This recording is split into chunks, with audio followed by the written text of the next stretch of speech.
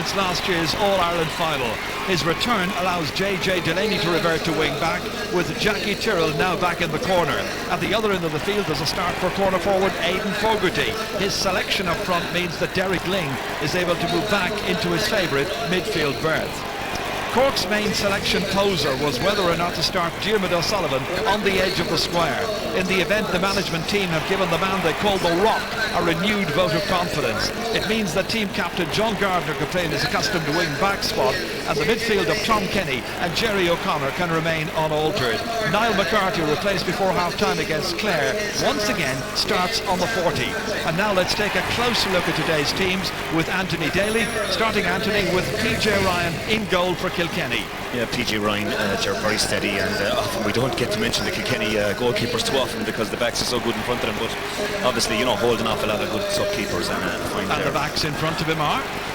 As the lad said, Noel Hickey back in today, and Brian Cody has great faith in Noel Hickey, and Jackie Tyrrell played midfield the last day. You know, back corner back, just goes to show how flexible and how good individual hurlers they are. And in the half back line then, Anthony, JJ Delaney's moved out there. Yeah, well, two of the best wing backs in the game, Delaney and Walsh. What can you say about Walsh? Outstanding. Brian Hogan having a brilliant season. I think he was nearly their most consistent performer right through Leinster. And then Sean Fitzpatrick and Derek Ling renewing their partnership. Yeah, obviously Michael Fennelly out and a long-term injury, so you know, nice to be able to say you've Cha and Derek Ling there in midfield. Tried and trusted, they know each other's play very well, and you'll find Cha will hold and Derek Ling will be allowed to go forward, maybe pick up the odd score. Well, now the forwards will rotate, but this is the 10, 11 and 12 anyway.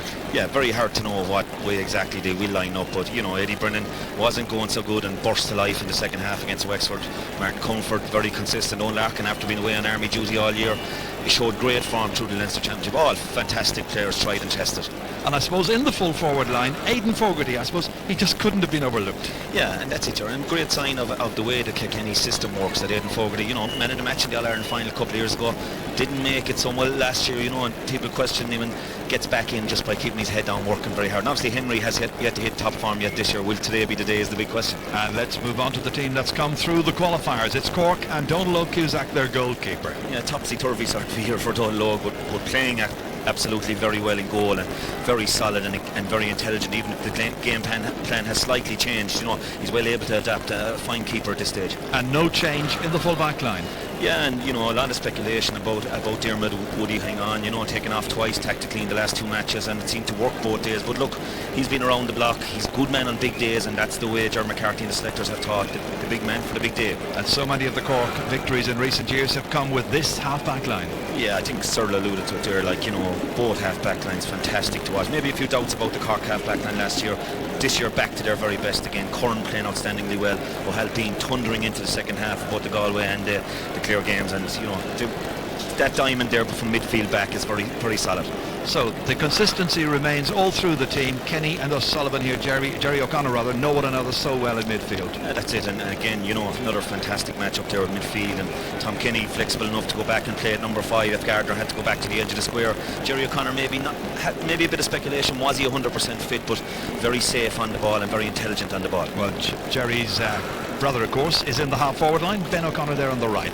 Yeah, even at this stage of the year, if there was a hurler of the year being picked, Ben would be in the top 5, I'd say, candidates. I mean, the last day against Clare, he was fantastic. His running with the ball was excellent, and against Galway the same way. Niall McCarthy struggled a bit the last day, maybe a bit of an injury, and Timmy came on and played well. And Pat Cronin again came into the game in the second half when they really needed him. And then the full forward line, what do you make of it?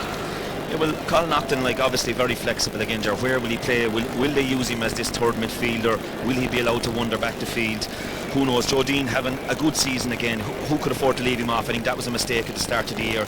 And young Horgan from Glen Rovers, like a good find, and looks a very good player. I've seen him playing at underage up along, and he's very comfortable in that setup already. Okay, those are the two teams that have dominated the championship, Michael, for the last 10 years. Oh, they have indeed, and one of them has a great chance of being All-Ireland champions again this year. Well, what can you really say about the Kilkenny team and their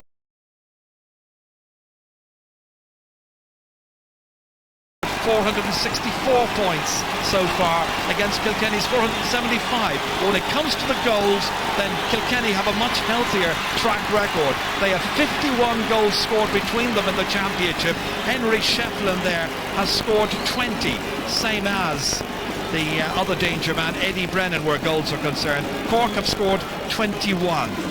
But that's all by the way. He will know, and everybody knows. It's what happened once the referee, Michael Wadding, throws the ball in, and Kilkenny will have been so well prepared as ever by Brian Cody. It's his 43rd championship match in charge. He's won 36. What a record. It's going to be Cork who will play from left to right in the first half. There was an awful lot of breeze around Dublin this morning, and people were very fearful for what we might expect at 4 o'clock. But the wind has died down somewhat, certainly within the ground itself. And the flags around the place are flying quite limply. And before the action gets underway, everybody taking a pause. And the national anthem will now be sung by Patricia Moynihan, and the band, of course, as always, the Artane Band. Auron the Beat.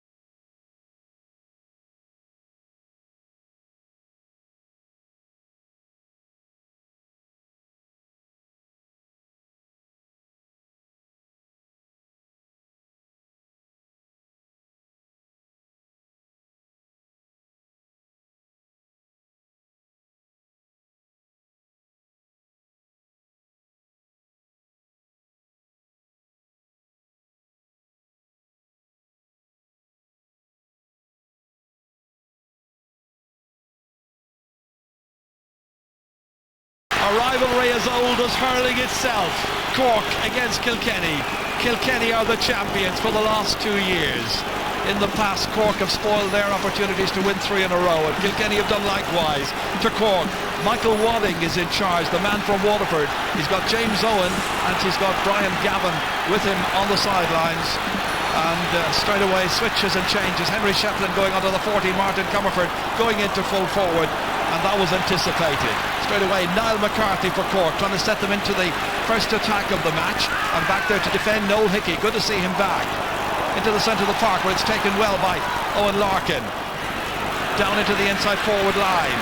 Opportunity immediately here for Kilkenny to launch a decent attack there, with Martin Comerford trying to set it up there for Aidan Fogarty. Ran away from him, however. Back there as far as Ronan Curran at the centre half back for Cork, drives it away down the field towards Niall McCarthy. Picked up here by Ben O'Connor, trying to free it outside there to Cathal Naughton. We'll expect Naughton to do a little bit of roaming. Great sense of anticipation. The match everybody has wanted to see for weeks now in hurling. And that little pile-up will be finished, I imagine. Oh, the linesman Brian Gavin's gone over there. Well, it really is hot and heavy. Should restart with a throw ball, but you never know. The fighting and the rowing just continuing and spilling over a little bit. Ferocious tension there, Jared. I think, nobody wants to be seen to back down. I think Tommy Walsh initially lost his hurley maybe and put his 2 legs down over the ball, and Niall McCarthy didn't want to give up the chase, and that's where it started. And I'm not so sure how big a part Brian Gavin played in that, but maybe sensible refereeing by Michael Wadding now, just throw it in and get the game moving again. I think that's the way to go. Absolutely. Well, there's just a bit of a concern immediately here for Tommy Welsh. So the team doc is in there. Ty Crowley. This is how it all started again. Let's have a little look back. Yeah, definitely Tommy lost his hurley and didn't want to let the ball up, and McCarthy was trying to shift him off it, and I suppose that's when they got into angle with each other. It doesn't think there's any real belts thrown. It's more of just a pulling and dragging match really, but just want to see the game get moving again. As you say, just lots of tension about. That was Jerry O'Connor trying to get the ball, but putting it out over the sideline. It's going to be a line ball to Kilkenny. And after all the hot and heavy stuff, well, the real true hurling will now begin, I'm sure. Yeah, Darren, I think an interesting one there was the catch by Owen Larkin there just a few minutes before the dust up there. And instead of shooting for the point, looked up and saw that Martin Comfort had made the run inside at full forward, and that's probably, there's no doubt that's what the target, the plan will be. Referee wants all the players back the requisite distance so that the sideline cut can be taken here by Jackie Tyrrell, former captain. makes a decent connection as well, all the way down towards Fogarty, trying to keep it in play, failing to do so, however, and it's going to be a line ball to Cork. Still awaiting the opening points of the match. This line ball is going to be taken by Cork's captain this year, John Gardner, from the Napier Club, playing today for Cork for the 35th time in the championship. Gets it up, but only as far as Owen Larkin, wearing the red and the green helmet of his club, James Stephens. They're just using his physical strength there, holding off Tom Kenny. Owen Larkin is a player, maybe, you know, a lot of the time we talk about all this winter training, no one was away for all that, but probably kept himself really fit over on foreign shores. Obviously an army man would be very fit, but he looks very fresh, and all through the year I've been very impressed with the way he's been playing. He's like a new forward into the Kilkenny setup there. And one of his colleagues, Henry Shefflin, then, much decorated, much admired man, taking this free, hoping to give Kilkenny the lead here, but that swung away to the right hand side. So the first wide of the day against Kilkenny and Henry Shefflin. Henry, highly important member of this team. Another highly important member of the team for Cork this time, Donal O'Cusack, the goalkeeper, ready to take the puck out. Long one down there, missed however, and won back by Cha Fitzpatrick for Kilkenny. A couple of players on the ground, runs in there towards Aidan Fogarty, looking to try and hit this angle shot over the bar, and he succeeds. It's the opening score of the match, coming in the 5th minute. Aidan Fogarty, the man who won man of the match here in the All-Ireland final a couple of seasons ago, and that was an absolutely brilliant point there. Yeah. Look at this just before it. It all came from this year, and Cha Fitzpatrick, watching Donal O'Cusack, waited for the puck out the Jan, was the first one to react to it. A fantastic catch, and the first time ball in, you know, created the space inside. Donal O'Cusack taking the puck out inside towards Niall McCarthy, stopped in there. Brian Hogan's trying to get the ball away. Ben O'Connor trying to drag it out to himself. Jackie Tyrrell steps in, back towards John Gardner, the wing back, trying to put the teams level, and he succeeds. Great score. John Gardner making it a point apiece. This is some matchup between John Gardner and Owen Larkin here, and you can just see a whipped on ball by Jackie Tyrrell that Owen Larkin just hadn't time to react to. But like the likes of Gardner, if he gets that space that far out, he has the confidence in himself to shoot for points straight away. PJ Ryan's puck out, way down towards Eddie Brennan's corner this time. Comes back towards Cha Fitzpatrick, back towards Tommy Welch. Welch knocking it in there, intended for Martin Comerford, getting out there ahead of Diarmuid O'Sullivan, pursuing him. Still Comerford getting his shot in, and that has gone well away to the left-hand side and wide of the target. So Henry's been wide and Martin Comerford's been wide, but Aidan Fogarty got his shot on target a little earlier. So a point apiece. In pensive mood, Brian Cody here, who's had just the most marvellous last 10 years in charge. Donal O'Cusack, this time switching it across to the right-hand side, runs all the way into the inside forward line. Joe Dean stealing a march on the full back that time. Coming in here as well as Cathal Naughton, who started in a much more advanced position than he has been in recent championship games. Trying to play the ball back rather ambitiously, overdoing it completely. Back towards Owen Larkin, a mistake by Naughton sets Kilkenny away. Coming across for it here is Brian Murphy, balancing it, trying to get it away from Martin Comerford. Difficult thing to do. The other cornerback, Shane O'Neill, there to help him. Slightly off balance as he got it away, but got it only as far as Derek Ling in the middle of the field. Ling forward here into the centre here for Richie Parr to strike, and Richie Parr has missed the opportunity to put Kilkenny in front, and that's Kilkenny's third wide. Fast and furious. Yeah, great passage to play, Jar, and very unusual to see Richie Parr missing from there. If you won the lotto, you'd like to invest in someone, and him sticking it over from there because he doesn't normally miss. But it's interesting, it's tactical, because Owen Larkin coming very deep. John Gardner not willing to go with him, trying to keep their shape at the back and keep the cover for the full back line. The fans are getting right behind the two teams from the very off here. That's in beyond Jodine this time, in towards Patrick Horgan. Patrick Horgan, the youngster, just 20 years of age, dragged down. Referee says no penalty, play away. They did. And it was right onto the end line, and the end of all of that. And the referee is calling back the ball here and is given a free from 20 metres out. Good work by Patrick Horgan that time. Jerry, he looked to me as if he had known Michael Wadding, but I think with the atmosphere and the noise and massive amount of Cork supporters right behind that goal, we didn't really hear the whistle, but he was being held back from quite a bit, but good confidence start from him, willing to take on his man. And look, if there was a feature that people had spoken about in the build-up was that the Kilkenny full back line maybe don't like being ran at, and already you've seen Joe Dean having a go, and now you've seen Patrick Horgan having a go to run at them. This is Ben O'Connor standing over it, so from behind the goal, there's his angle, and then confidently slots it over the crossbar. First point of the match for him, and Cork lead by 2 points to 1. This is the foul again here now.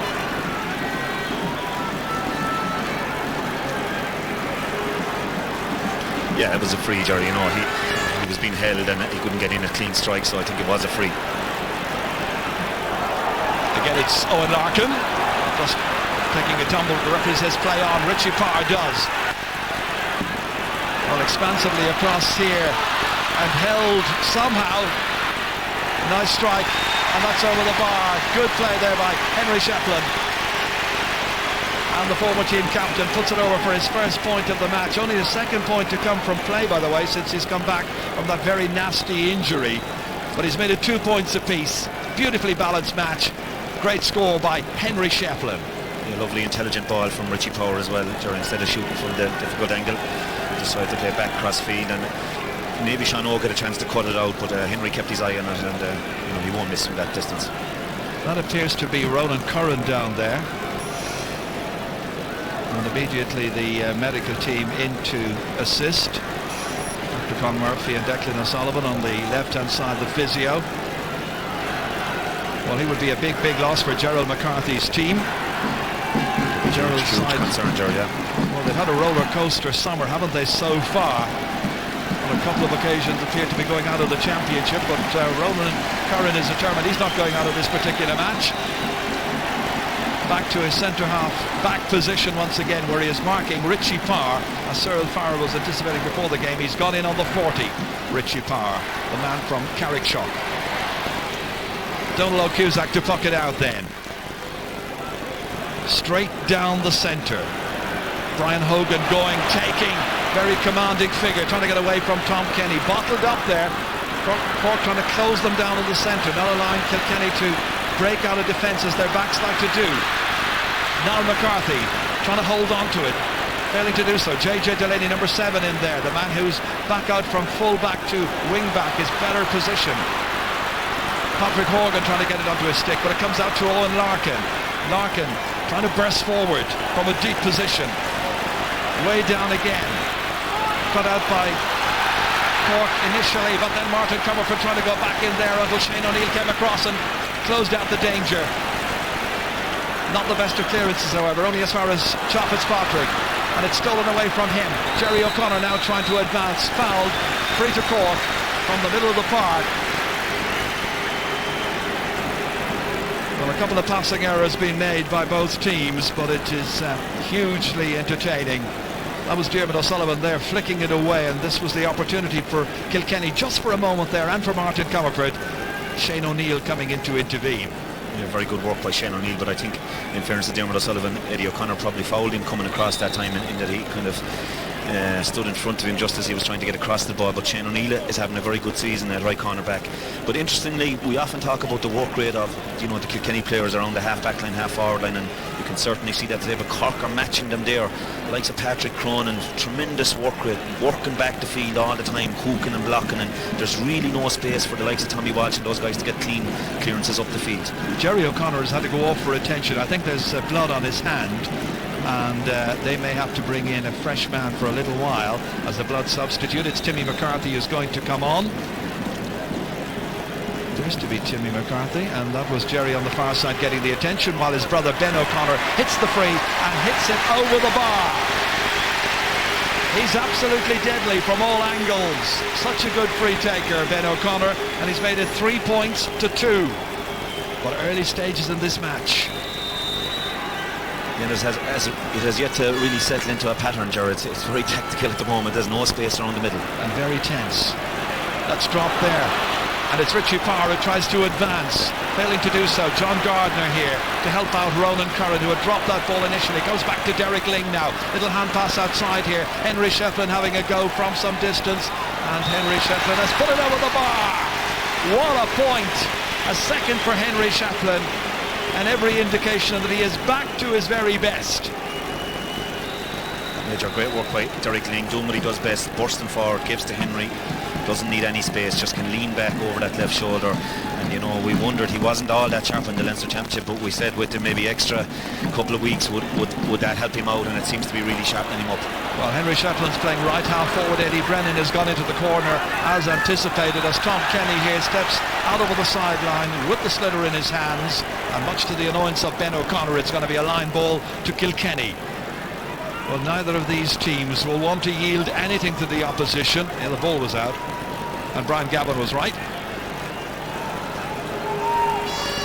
Oh, that time it's Jackie Tyrrell not making a good connection, and Ben O'Connor nipped in immediately. Little hand pass in for Cathal Naughton, very perceptive. He's got pace, trying to go on beyond Brian Hogan. What a fast player he is, trying to cut it back here, but he cuts it back only as far as the Kilkenny corner back, and that was Michael Cavanagh. Cavanagh, with the aid of Noel Hickey, getting that ball away. Caught there brilliantly by Ronan Curran. Curran back as far as Ben O'Connor. Ben O'Connor having a look at the post. It curls, it sways in the breeze, and it's gone to the left, and it's gone wide. First wide of the match for Cork here. Well, this was Ben O'Connor. Lovely little hand pass in there into Cathal Naughton. And what about this for a run? Well, it should have produced something at the very end, but there actually was no end product because it was well cut out there and taken away out of danger. Henry Shefflin over there being marked by Sean O'Halpine. And O'Halpine may well have his hands full this afternoon because Henry is really up for this, showing a brilliant appetite. Major, we saw electric pace there from Cathal Naughton. He really is the fastest man playing the game at the moment.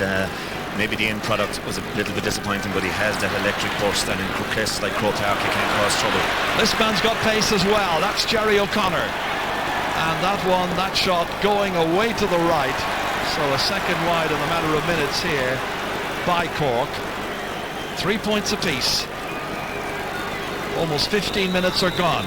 It's the All-Ireland hurling semi-final, place in September's big match at stake here. Richie Parr held away from him by Ronan Curran. Comes out here towards Ben O'Connor again, and Ben O'Connor is getting on the ball time and again, and JJ Delaney will have to stick a little bit tighter to him. This time it's Noel Hickey showing the sharpness, even though he's been out for 11 months. Succession of injuries. Here's Sean O'Halpine. That was beautifully taken, delivered beautifully into the corner there towards Joe Dean. Over there is Michael Cavanagh. Joe Dean has possession. Sean Fitzpatrick after him. Number of other people as well. Jerry O'Connor now hand passing into the centre here, and that shot hit brilliantly by Patrick Morgan. The Glen man puts it over the bar, and Cork lead by 4 points to 3. Major, fantastic score initially made by a fantastic interception and catch by Sean Oak. Launched it up to Joe Dean, who didn't panic even though he was surrounded. Worked it to Jerry O'Connor, to Patrick Horgan, and he rifled it over. And it's really boiling up here now. It's really taken off as a game. Great start. That time it's Ronan Curran who's penalised by the referee for pushing Richie Parr. And Michael Wadding from Waterford having nothing of the pleas whatsoever by the bars man. Decision made. Futile exercise to argue with the official. Free to Kilkenny. Chance for them to draw level again. Henry Shefflin standing over it, giving it everything. He's about 50 metres out from goal. Pitch in great condition. Bright afternoon. And Henry duly puts it over the bar. So that's 3 from 3 shots by Henry Shefflin so far. And the game is level.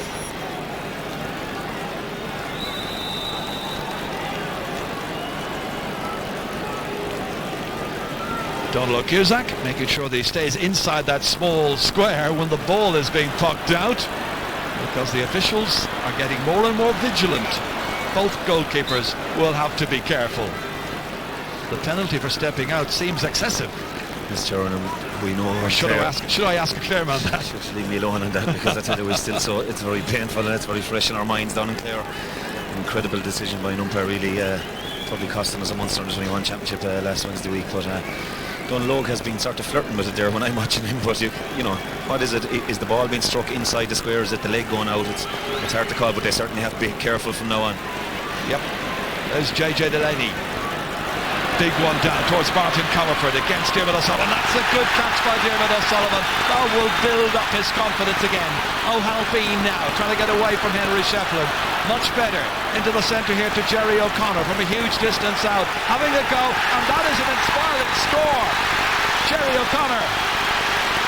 That's magical.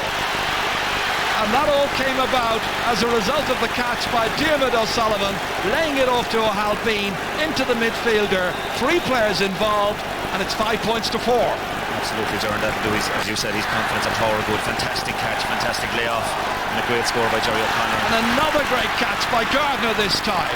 That time batted out by Brian Hogan, trying to get Kilkenny going. Tom Kenny now, again trying to seize the initiative into the centre here. Park Cronin coming across, fancying his chances. It's a good spell for Cork, but this one has gone outside to the right of the post, and disappointment for the young player from Bishopstown. 5-4. And certainly you'd have expected him to score that time, Jerry, you know, and the momentum with them as well, and you would see the catch here. What strength. And I'm not so sure, Jerry, that that's the greatest tactic in the world, putting Martin Comerford in there. Now maybe it will work out, but you know, he's more of a robust type player. Would maybe the likes of an Aidan Fogarty cause him a little bit more trouble on taste-wise alone? Well, he got a goal in the 0-3 final against Diarmuid O'Sullivan and Cork, and that one has gone out for a 65 off the back of the big man there. Such a commanding figure over the last 10 years. It's almost unthinkable to consider a Cork full back line without Diarmuid O'Sullivan at number 3. And Brian Cody, I think, would have reckoned all along that Cork would have had O'Sullivan, the Cloyne man, in that full back line, because otherwise it would have meant that Gerald McCarthy would have had to zigzag his team and change it quite fundamentally and upset the balance. Yeah, and so far it's certainly working for him, Jerry. He's been solid enough so far. Mark Comerford might have missed a chance or two, but he's been fairly solid at full back. Henry Shefflin has missed very, very little. From that 65, he gets his 4th point of the match and makes it 5 points apiece.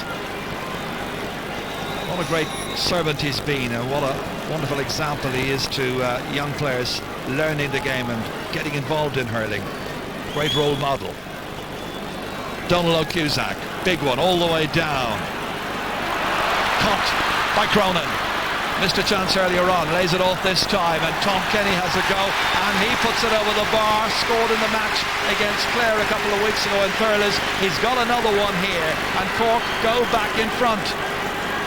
Fantastic catch by Cronin, and there's no doubt, sure, that Cork are targeting. That Tommy Walsh has been notoriously strong in the air over the years, even though he's a small enough chap. But Cronin is definitely, you know, he's a good bit over him, and he's trying to use his physique to win aerial ball there and set up scores. In the last 5 weeks, of course, Cork have been playing 3 qualifiers, big matches. Kilkenny have had to play games among themselves and a couple of club fixtures as well. That's as a result of this big gap between winning a provincial title and then playing in the All-Ireland semi-final. That's a great ball in.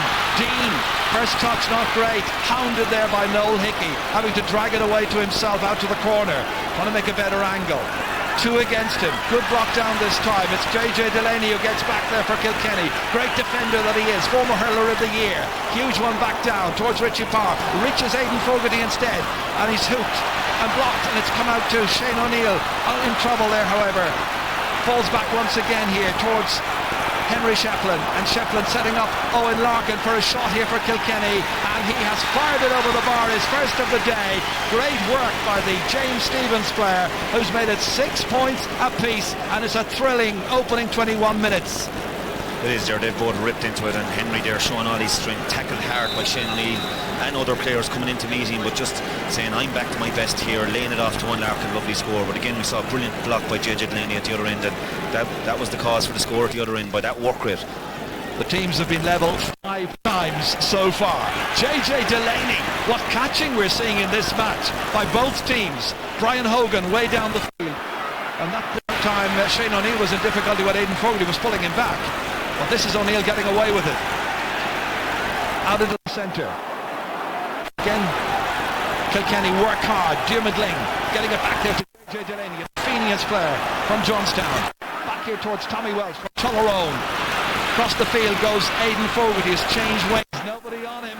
His man, who is Shane O'Neill, is some distance away, and that's a shot without anybody to impede him, and he's put it over the bar. And it's a second point for Aidan Fogarty, and Kilkenny lead the match by 7 points to 6. Yeah, finding himself in a huge amount of space. Shane O'Neill just maybe lost contact with him for a moment or two, and that's the beauty of these Kilkenny forwards. They're so flexible, switching from wing to wing.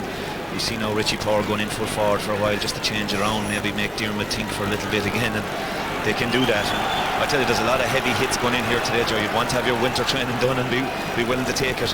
Well, Martin Comerford is the one who's having to leave the field because of an injury. He pointed the finger back at Diarmuid O'Sullivan, the man who was marking him. Puck out will be to Cork, to Diarmuid, to Donald O'Cusack. There's the big man, the Rock. Looking around to see who should be marking right now, because Kilkenny are going to have to bring on a blood substitute. It's going to be TJ Reid who will come on. It's only TJ Reid. Well, he's some player to be able to bring on, isn't he? It's only a second championship match when he comes on, maybe as a permanent substitute later on. But still attending down there to Martin Comerford, and a blood injury to the face, as you could see. Flicked beautifully there by Henry Shefflin. Nicely back here as far as Tommy Welch. Into the corner here, TJ Reid. Well, he might only have a couple of seconds because Comerford's ready to come back in. He'll want to make the most of it. Diarmuid O'Sullivan flicking it back there towards the other cornerback. That's Brian Murphy, and Brian Murphy gets it away to the unmarked Jerry O'Connor. And Jerry O'Connor finding himself in space, able to measure it, but that wasn't the best pass forward. Didn't give his inside forward line much of a chance. Still in play, Michael Cavan is still only 29 years of age, gets it as far as Noel Hickey, and that's a good long clearance into the centre of the park. Jerry O'Connor under it again, but Derek Lynch stepping in, not able to take it, however. Tom Kenny hoping to get it away somehow. Here's the Kilkenny captain this year, James Chop Fitzpatrick, beautifully in there as far as Aidan Fogarty. Fogarty getting away, but that time Shane O'Neill gets it to try and close him down, and again Fogarty gets away, and again O'Neill comes back at him. Great tenacious play by both these players. Fogarty back into the centre here. Oh, he almost ran out of gas. Straight to Diarmuid O'Sullivan, back as far as Brian Murphy. 25 minutes are gone. 7 points to 6. Kilkenny the leaders. Cork trying to get that ball away. A foul there on Jerry O'Connor as he was getting the ball out, and it's a free to Cork. What excitement! Yeah, and that time, Ger, absolutely fantastic defending by Cork, especially Shane O'Neill there. What a battle between himself and Aidan Fogarty. It's nip and tuck, and getting a help out there from the Rock and from Ronan Curran and winning the free out. And Martin Comerford is back.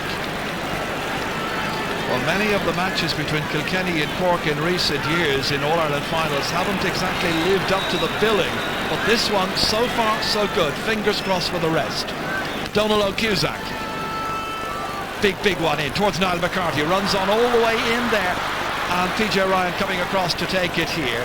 Playing in just his 8th championship match. Back onto the right-hand side that time, although he normally hits it from the left.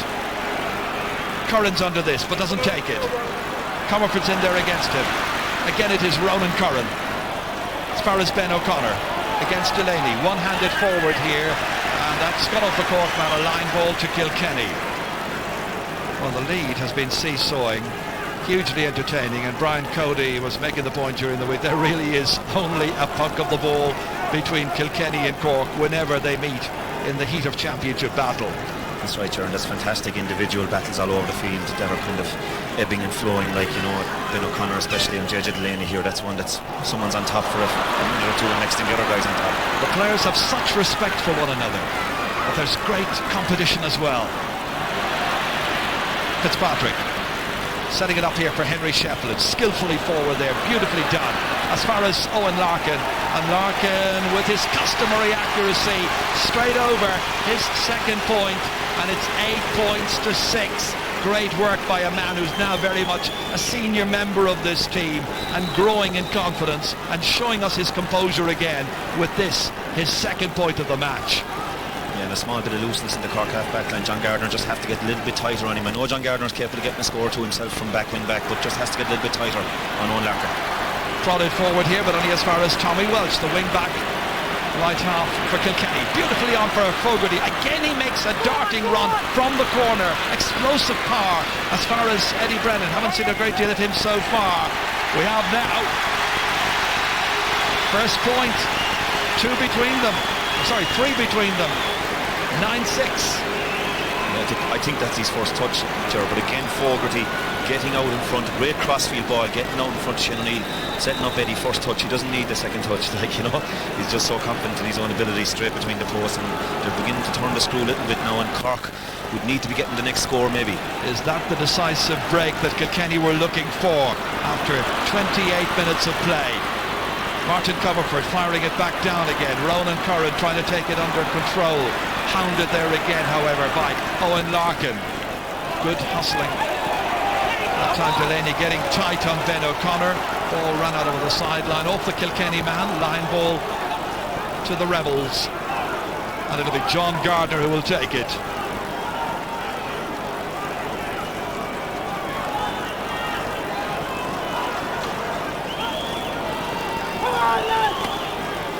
Beautifully cut up. Cork looking for a score. It's been a while since they got one, about 8 minutes. Joe Dean battling in there with Noel Hickey and Jackie Tyrrell. Comes back out again to Tyrrell, and Tyrrell knocks it away a good 50-60 metres down the field. Again they pursue it in there. Ronan Curran comes to take it, the centre half back. Realised he couldn't play it back to Shane O'Neill because he was being well marked. That time it was beautifully taken down by Derek Ling. After him is Tom Kenny, but Kenny is a fast man, can't catch up with him yet, but he has now. Look at the number of players in there in the centre, and it's Owen Larkin emerging from that group. It's a dangerous moment, there's a goal chance, and it's buried, and it's Owen Larkin who gets the game's first goal after 29 minutes.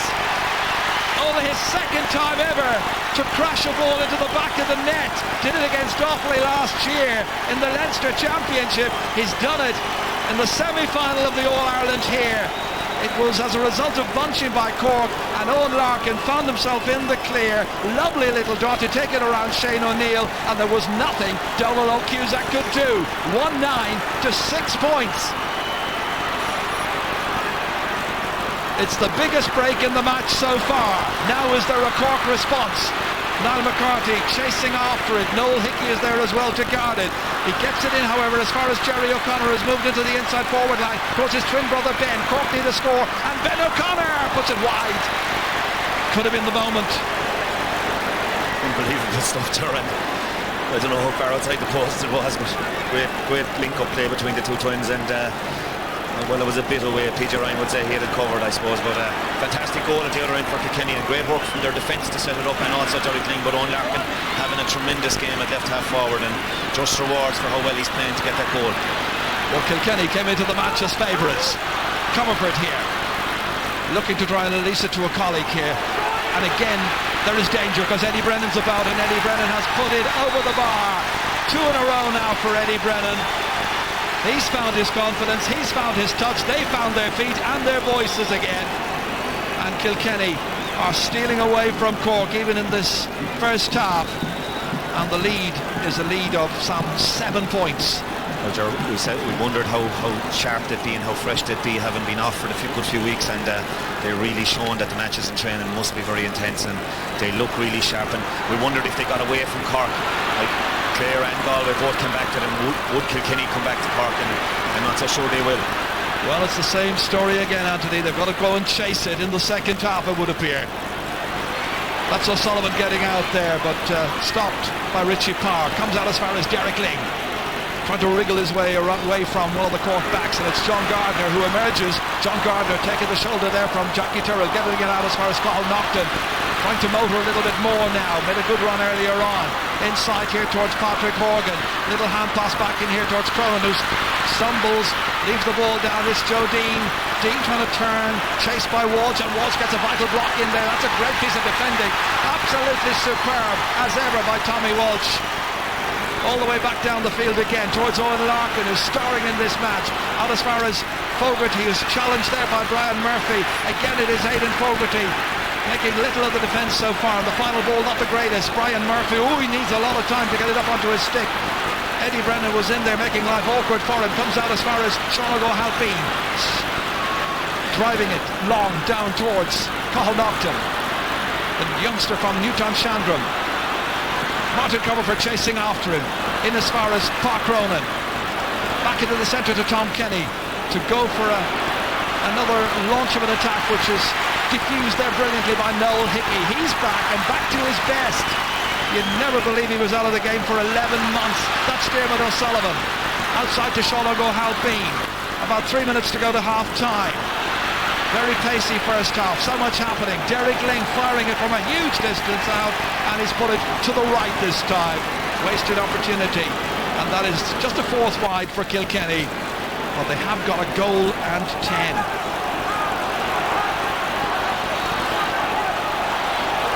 Well, Cork looking for their first score since the 12th minute, needing something very, very quickly indeed. Kilkenny going about their business in really sparkling fashion. This time it's Ronan Curran cutting out the danger on the half-back line. Back in towards the Cork half-forward line. Niall McCarthy's winning very, very little in there. JJ Delaney getting it out here. Tommy Walsh once again proving a very valuable ally. Big, huge distance out, and again it is Fogarty who's making those wonderful runs. Players are loose inside. Henry Shefflin was waiting for a pass that never came because Fogarty is on a roll, really, really hot. He's got his third point, and it's 111 to 6 points. The teams were level for such a long time in this first half, but that man and the rest of his Kilkenny fans and followers, well, they are certainly enjoying the first half here. Owen Larkin is down injured, I think, Gerard, to give everybody a chance to draw breath, because it's been a very intense 10 minutes, and there's no doubt Kilkenny have come out on top in that intensity. And you only have to look at that last high ball that dropped on the Cork half-forward line. Niall McCarthy went for the ball. Five Kilkenny players were around him, and he had literally no chance. JJ Delaney won it, gave it out to Tommy Walsh, who picked out the run of Aidan Fogarty, and they really are hungry, and any question marks about they've been on the road too long or not having had a game in a few weeks are being answered emphatically here. No doubt, no doubt. Donald Cusack then to puck it out. Cork look for scores. Kilkenny are going to refuse them any kind of latitude whatsoever. Jackie Tyrrell into the middle here, picked up by Derek Ling again, all the way back in towards Eddie Brennan this time, who's in and around full forward, now moving out. Chancing a shot himself, that drops short. Quick counter-attack is planned by Donald Cusack. Big one all the way down.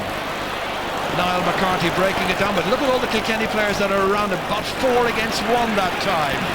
They've got the game plan and it's working so far.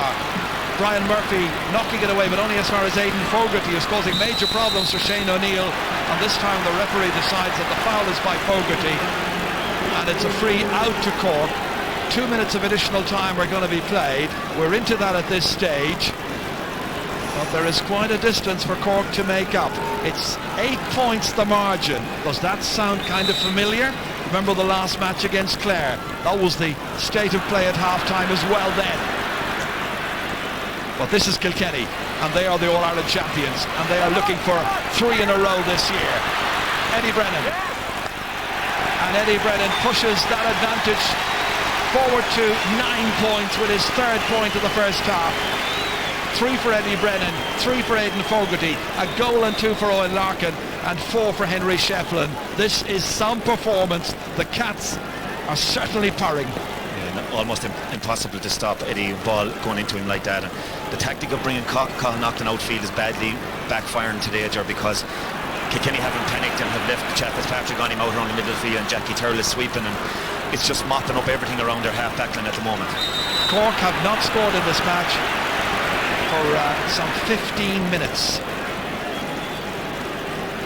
Cannot afford to try and win a championship match when you go scoreless for that long a period of time. Free coming up. So once again, Ben O'Connor has discarded the black helmet. Score of 2 frees so far. Well, he got a point just before half-time against Clare. For those people who are supporting Cork and clasping at straws still, and that reduced it, you may remember, from 9 points to 8.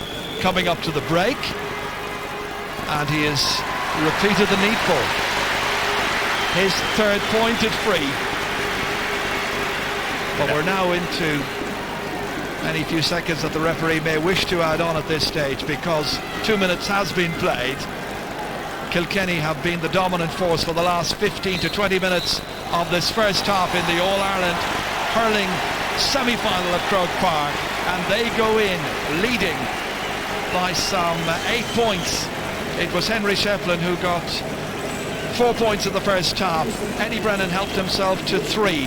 For a while Eddie Brennan looked very quiet, but Donald O'Cusac's goal has been under siege, and Brian Murphy looking a little weary coming off there at half-time.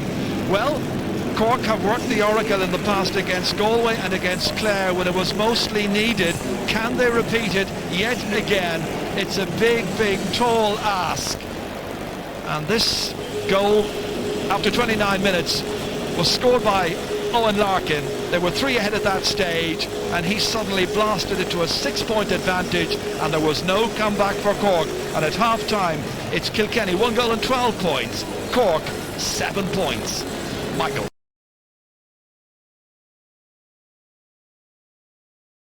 Yeah, well, I suppose what they've done all year is to produce the big second half performances. There were 8 points down against Clare, there were 4 points against Galway, playing against the wind with a man off. So they have done it, you know, but I suppose what happened in both those games was Dermot Sullivan wasn't playing that well and took him off. Dermot was playing well today, he's not the problem. Yeah. They'll have to try to get Cathal knocked into the game out in the middle of the field. And I think there's a bit of a breeze out there, and as the game loosens up, it'll suit Cork, the running game, but they'll have to cut out, first of all, get the basics right and cut out the supply into Kilkenny for them, because Kilkenny are dominating the middle of the field, Chan, Derry Gling, and their half-back line are getting on top, so it's very hard to see them getting back into it, but in hurling 8 points is not unassailable, so a couple of quick scores would have them back in the game. No, it's not unassailable, but Galway in their game didn't close the game out and they took the lead in the second half. Clare lets Cork back into it, and Cork played very well to get back into it. Can't see Kilkenny doing that. See, Michael, this is the third time we're going to the Whale Real Dean. Now, it's very hard for a team to keep going and going and going. Now, I know what they're saying in the Cork dressing room. They're saying, listen, we did it against Galway, we came back more against there, we can do it again. But Kilkenny now are a different proposition to both Clare and Galway, and they're good enough to tap away a few points. But there is a nice bit of a breeze there. First half as well, talking to Michael, there was a nice sun down the Cork back. It's hard enough to see it, like, but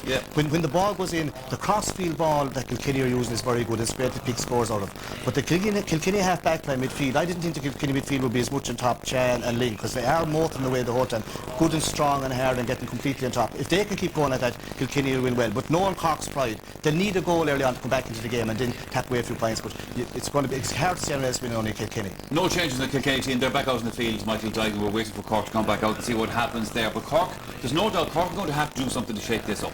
Yeah, well, Neil Ronan and Kieran Murphy come on the last day. Murphy is a proven goal scorer, but it's not that any of them are playing particularly bad. You say he's having a howler, we'll take him off. Like, they're actually doing well. It's a fantastic game. Just Kilkenny have pulled away. They've had their purple patch, and Brian Cody is one of these people here in talking about hurling. He says we'll have our patch, someone else will have theirs. So you'd expect Cork are going to have a good 15 or 20 minutes. I wouldn't be panicking if I was on the Cork sideline. They have to keep plugging away and take their chance, but get back to basics, mark up tighter, do the basics right, and get back into the game. And they have the very, very good players out in the field. They have Neil Ronan and Kieran Murphy to come on, so no big panic. That man won't be panicking, and he has plenty of options on the bench as well if he needs them. He's some man with Kilkenny over the last 10 years, isn't he? He's unbelievable. Like, he plays it very deadpan, but he's a very sound guy. Like, he doesn't lock gates training.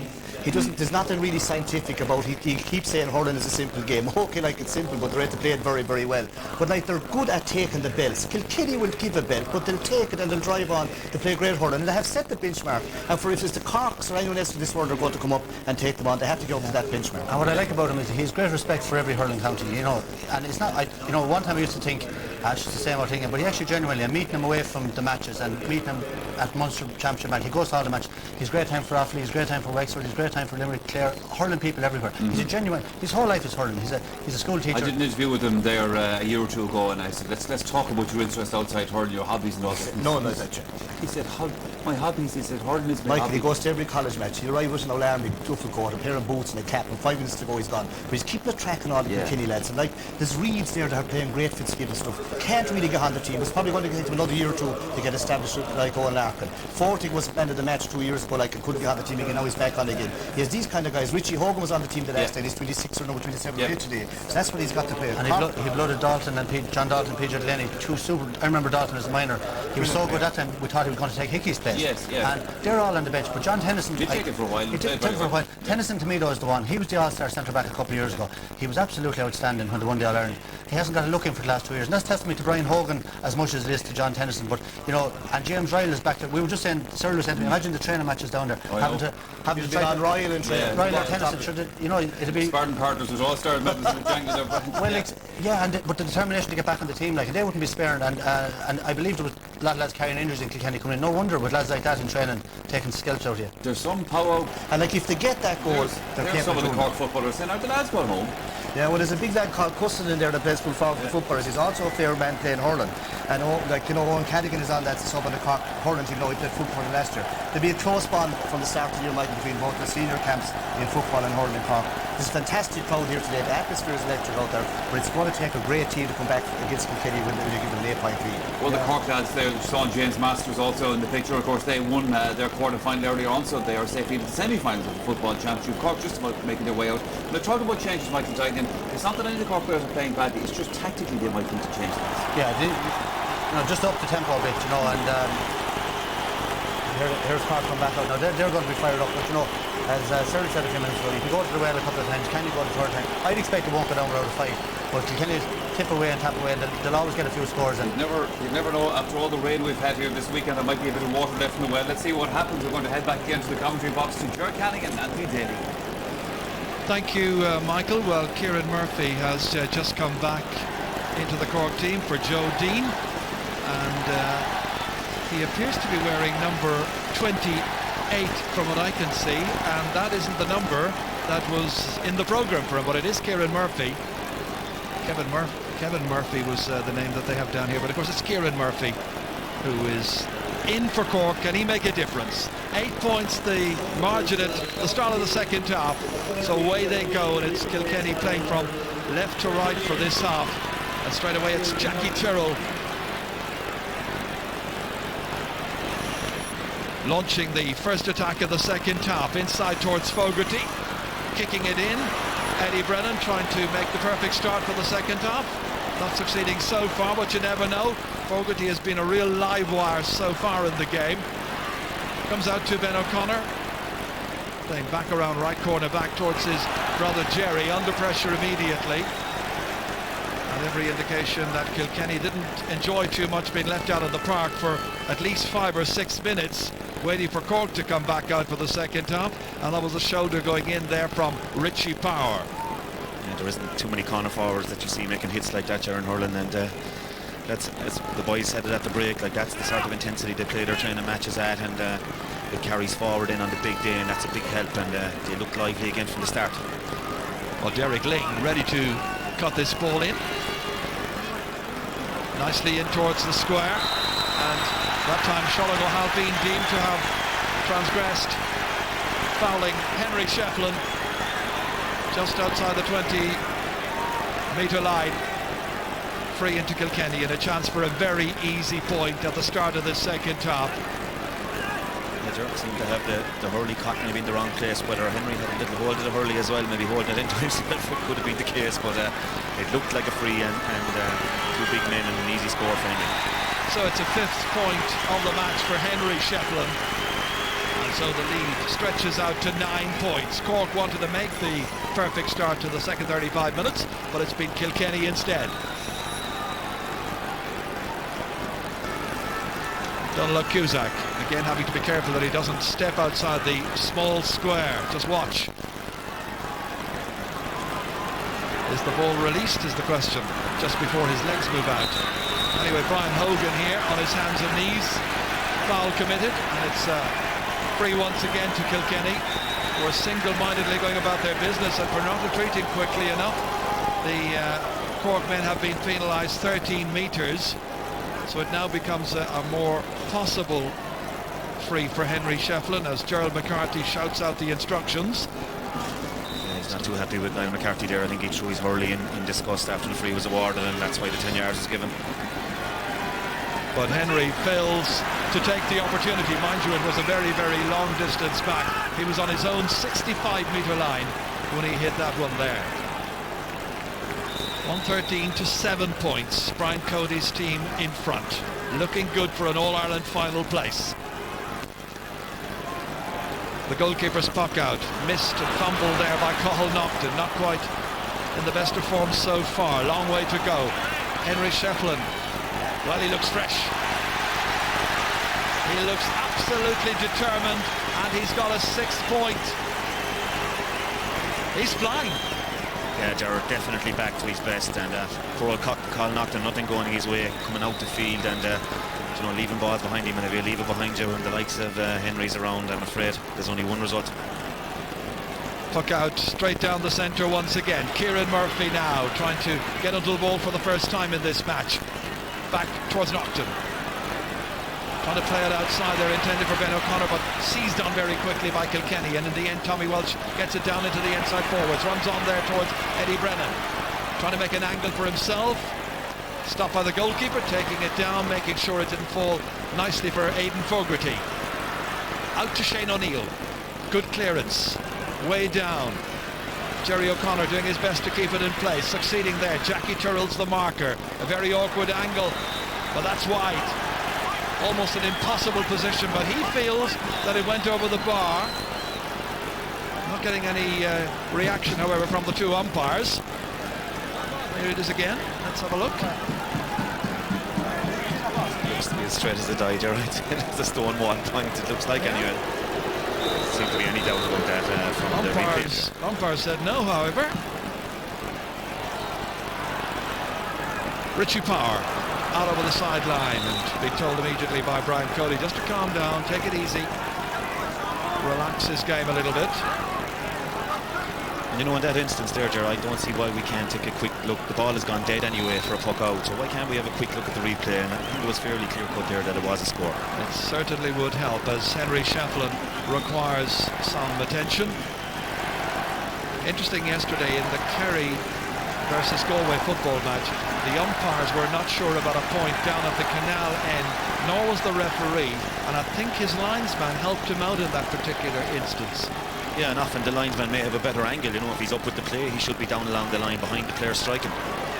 Sean O'Halpine strikes this one well, inside towards Niall McCarthy, but again it comes back out there. JJ Delaney trying to get the ball away, comes out as far as Far Cronin, has discarded the white helmet and puts it over the bar. His first point of the match. A long, long way back for Cork, and their followers will retain the faith. They've always supported this team. Exactly, and the colour they've brought here today has been magnificent, and Pat Cronin's having a reasonably good day on Tommy Walsh so far, and that's a good score again. That was so badly wanted for them. And PJ Ryan making sure he stayed within the square as he put that ball out. We've become paranoid about that in recent times.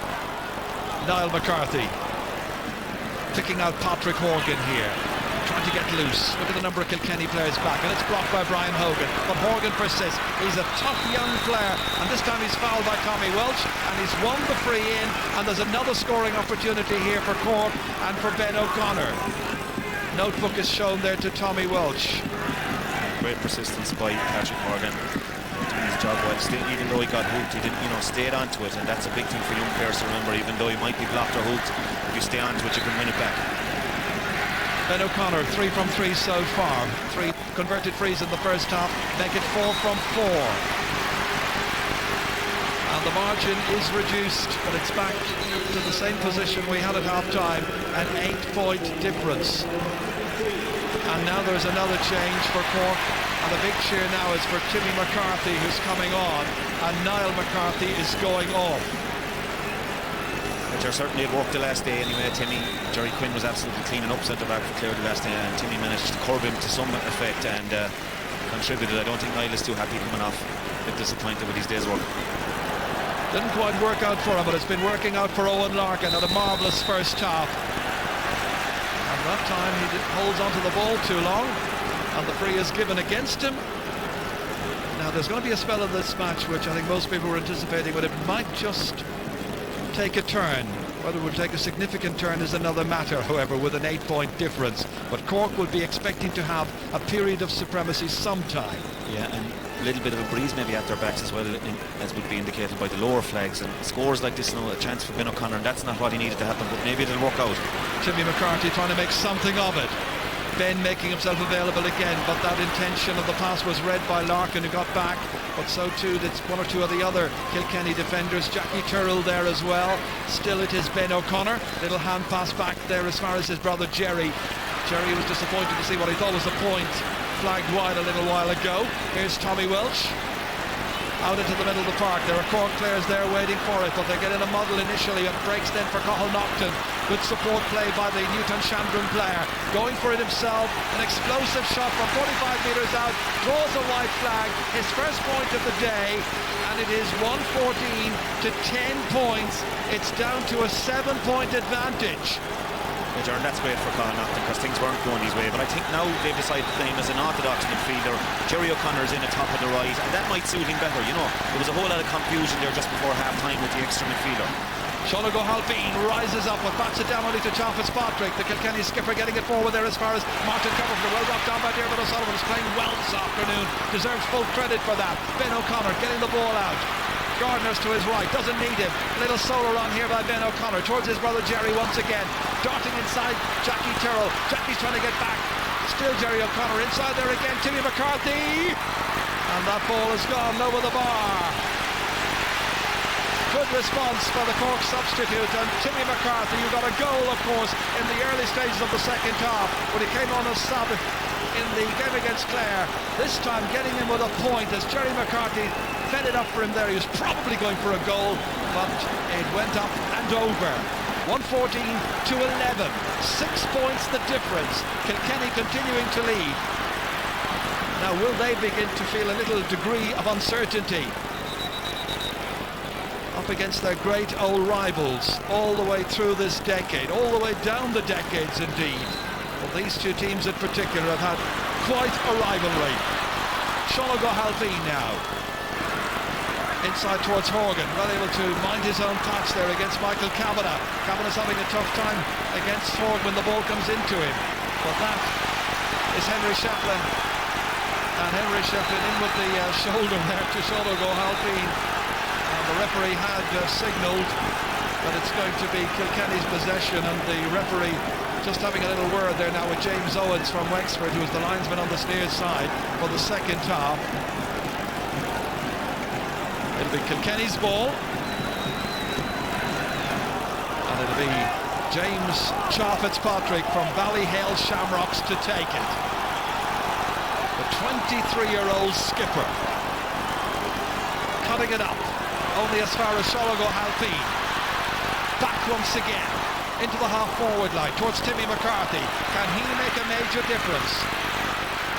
Two subs being used by Cork at the start of the second half. Line ball to Cork, who trailed at half-time by 8 points. They're down by 6 at this stage against the All-Ireland champions of the last 2 years.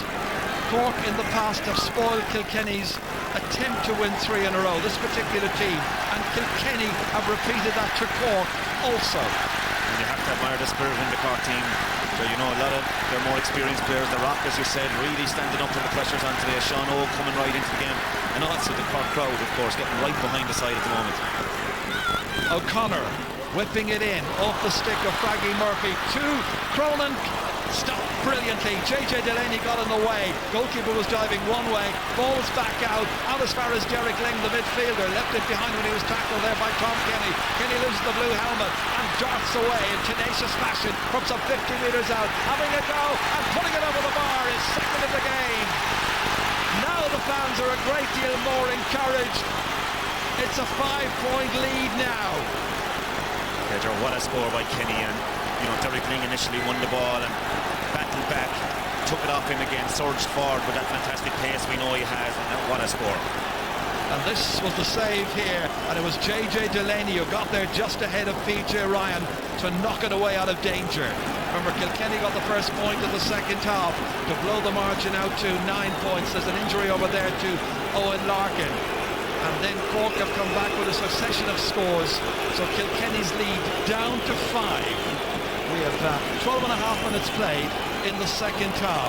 And Owen Larkin would be a big, big loss if he were to be injured and forced out of the game. Let's hope he isn't. I think a few of the Cork players are a bit mad there. They think maybe, you know, it's their period on top now, so maybe Kilkenny players decided to try and break the momentum by going down with an injury.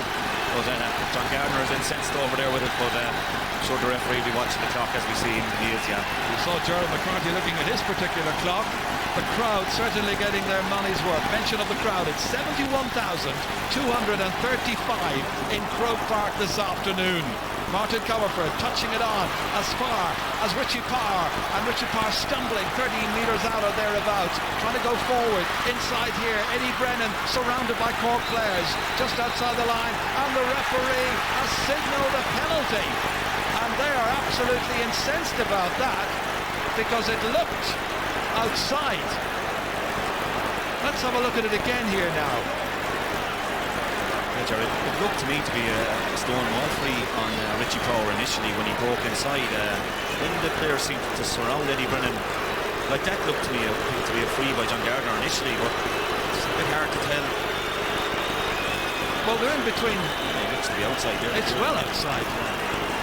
I'm sure the boys will have a look at that on the computer tonight. That's between the 13 and the 20 metre line as far as I can see. Well, he's gone in to talk to the umpires, and now, because of some heated words that were spoken there, he's going to call across Diarmuid O'Sullivan. It's hard to believe how wrong. I mean, they seem to be a good bit outside the large. Really, you know, when it happened, I don't know. Well, the Rock's got himself a yellow card anyway, and it's the first of the match. This is where it was happening. There's the 20 metre line, and there's the square to your right. Now there's where he's 3 he yards was held.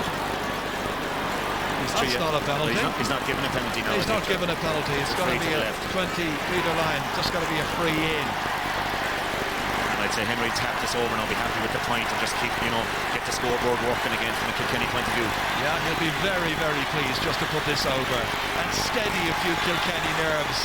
7 points for Henry Shefflin, just in case there was any doubt whatsoever about Kilkenny's resolution and determination to see off the Cork challenge. 115 to 12 points. It's back to a 6-point game again. Kilkenny keeping Cork at bay.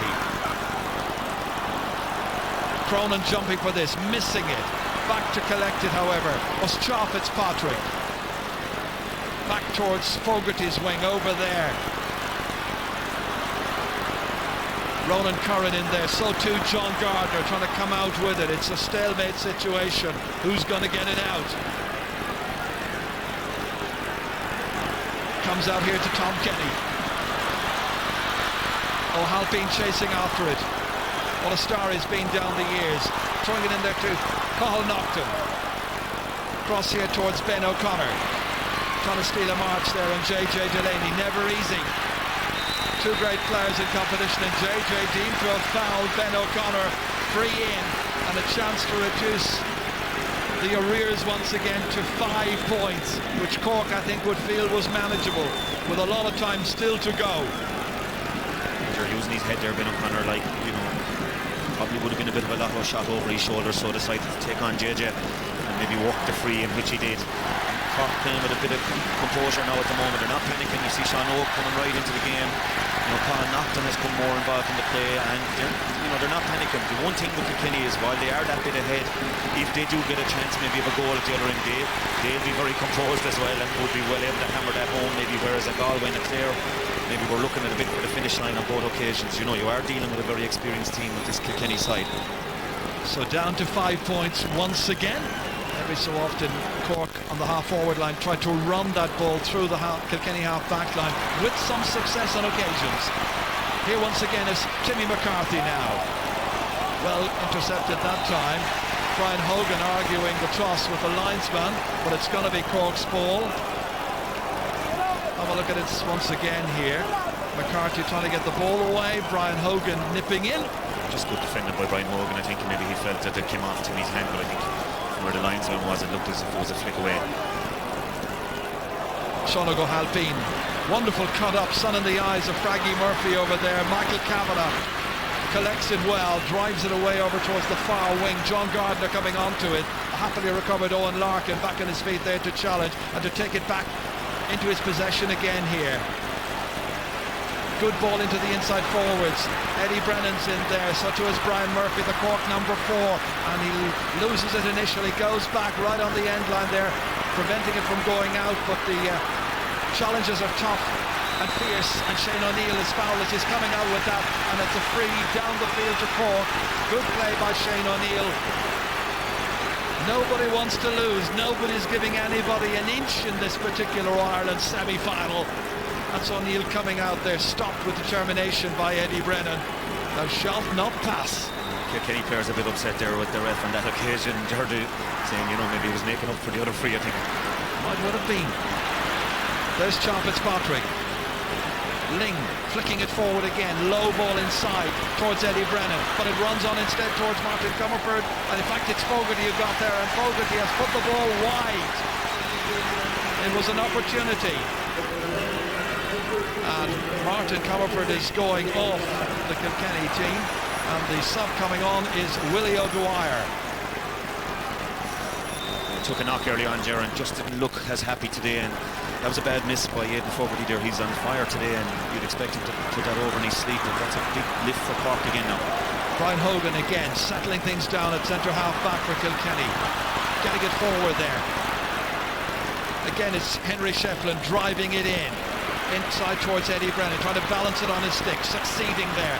Again trying to make an angle, getting away from Brian Murphy and putting it beautifully over the bar. Wonderful point by Eddie Brennan. That's 4 for the day so far. A man who got 2-2 in the last match for Kilkenny, the Leinster final against Wexford. Here he came out, made sure, looked very, very commanding, bounced it on his stick, realised he needed a better angle, got away from the marker, fine score. Fantastic leadership as well, Shefflin to Brennan. And when the chips are down, like the more experienced guys really showing up for it. And here comes Tommy Welsh, going backwards, avoiding the would-be block. In over the head of Ronan Curran it comes, on towards Owen Larkin once again. Kilkenny showing us in this match from time to time what a great team they are. Winning a free. And John Gardner there shown the black card, but they've been up against a team that have shown their greatness over the years as well in Cork. Twice All-Ireland victors during the last 5 years. And right now it's Henry Shefflin who's got 4 converted frees so far out of 5 that he's taken. And all of these frees are so important at this stage. Ice cool in his demeanour. Some 46-7 metres out. Nice afternoon for hurling. And that's over the bar. 8 points for Shefflin. And he's now made it 117 to 13 points. So the gap is 7 again. And Kilkenny always look to be in control. Peter, and you'd wonder, like the lads spoke about at half-time in the studio, and about spells of dominance, and you'd wonder, have Cork had their spell now, and are Kilkenny back in control? As you said, 7 again. You know, they have that bit of experience. Will they come back to them at this stage? You'd find it hard to see it. Inside towards Horgan in the corner. Again, Kilkenny's determination evidence, but this time the referee says foul. Free awarded. Michael Kavanagh doesn't agree one little bit. And Tommy Welsh also arguing the point, but it was Kavanagh who was the most vociferous. I think he's given a free for a pick off the ground. Jaron, I'd like to see it again, but it needs to be hopping anyway. That's what he blew in for anyway. So Ben O'Connor's turn to try and get another point. 5 from 5 so far. Got a shot there of Ger Fitzgerald a little while ago. One of the selectors, former Cork star, having words with Donald O'Cusack. That's another for Ben O'Connor. The free takers are in exemplary form this afternoon. Let's just see this again here, Anthony. Well, hard to say for certain, I suppose. It definitely was hopping as it came into his hand. Maybe he touched it down with his hand. Hard to know. Well, that time it's touched down by John Gardner with his stick. Chasing after it himself. Down towards the man in the corner, who at this stage is Jerry O'Connor. Kilkenny tried to outmuscle him. Referee's got to throw the ball in. Second time of the match the referee's been forced into that particular course of action. We're 22.5 minutes into the second half. Cork trying to take back a 6-point difference. Not easy against the reigning All-Ireland champions. Jackie Tyrrell coming out. Wonderful play by Tyrrell.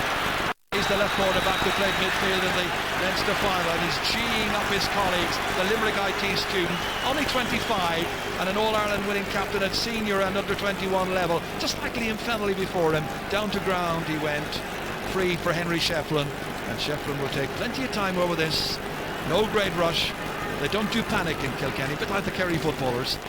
No, that's it. They know they've been through it before, and the generations before them have been through it. But great play by Jackie Tyrrell there. What composure to keep coming up the field and win the free.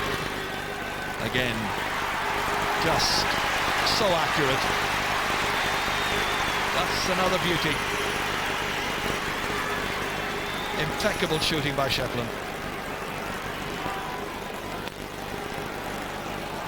Puck out Vary this time. Maybe that's what the selector Ger Fitzgerald was saying to Donald Cusick, to try and pick out some of the wing forwards who are going to drift down deep to take and win the puck out. That didn't develop to the referee's satisfaction, so again he's going to be, whoops, just gets hot and heavy with Richie Power coming in on Diarmuid O'Sullivan initially. One or two others coming in to defuse matters. TJ Reid is going to come on for Richie Power, Kilkenny's second substitute to be used. Well, Reid was in for a short while earlier on, you may remember, as a blood substitute.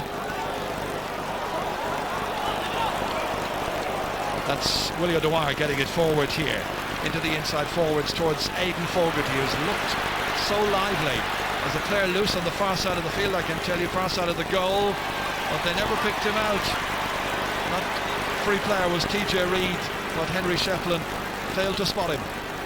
Yeah, a bit tough to spot him, alright, or maybe the pressure was on the guys in the corner, but TJ Reid had taken up a fantastic position on the 14-yard line, and it would have been a sure goal if they got it across to him. We've seen that a few times, TJ Reid doing it there, Aidan Fogarty doing it in the first half, making these darting runs from blind positions which nobody has spotted. Yeah, it's obviously something they do in training as well, and they're encouraged to do. Horgan.